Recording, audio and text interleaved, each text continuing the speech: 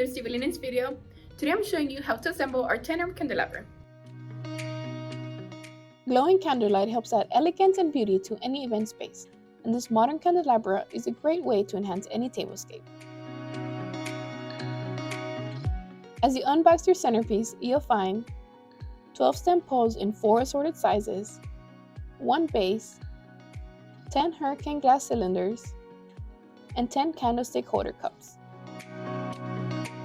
The 10 candelabra arms can be arranged in many ways to match any decor style. I'm beginning by screwing the smaller stems to the screws on the base. Repeat this step with a total of 8 stems.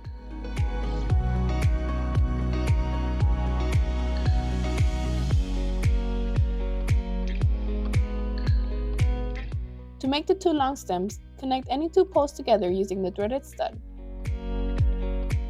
Next, screw the candlestick holder cups onto the stems.